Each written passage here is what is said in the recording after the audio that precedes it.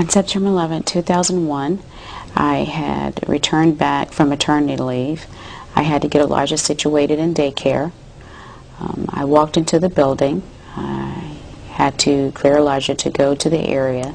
There were some things that they wanted me to take care of prior to me taking him to the daycare. I sat down at the computer to actually turn the computer on. As soon as I pressed the button, boom. So at that particular time, based off what happened, I thought I had triggered a bomb.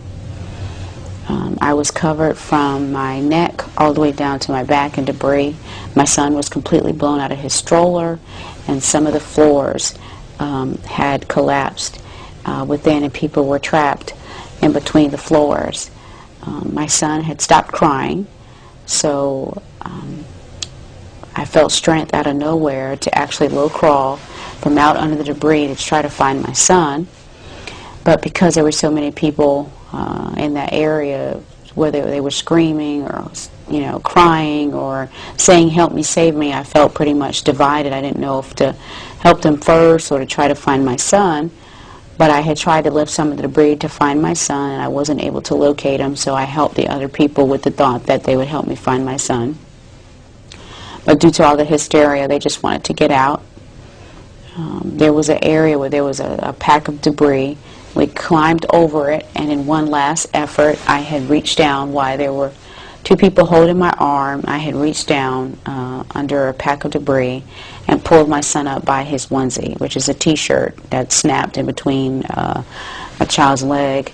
I put him over my shoulder and proceeded to get out of that particular location that had collapsed. And I came out in what is believed to be the entrance or the place of initial impact, and was placed on the lawn that was closest to the highway prior to be transported to the hospital on that particular day.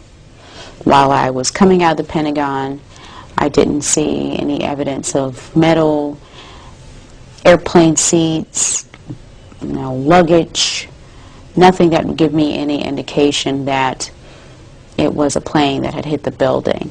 I lost one shoe, so I was walking through the area barefooted. So I was particularly careful to try to make sure I did not step on anything sharp while I had my son on my shoulder. I did not have jet fuel over my body. My son didn't have jet fuel over his body. The people that I helped didn't have jet fuel on their body. So again, there was nothing on the inside that would give me any indication that there was a plane on that particular day that hit the building. Most of the people that were in the area where I was located, and again, I did ask because maybe I was off in my judgment, but in speaking with everyone, it was conclusive that no one else in the area where I was located had seen any parts of planes or luggage or baggage or anything of that nature. Yes, I believe it's something part of much more sinister, and that's why my goal is to try to push for a federal grand jury so that people can be brought forth for perjury and obstruction of justice. I mean, when you go out of your way to fabricate an official story, when obviously the evidence that appears, whether it's footage or the work that many people have done, shows that the official story couldn't possibly be true, then yes, you should be brought to justice. And when people can come together and feel like they can utilize, human beings as lambs to a slaughter, yes, that's what's unpatriotic, that's what's un-American.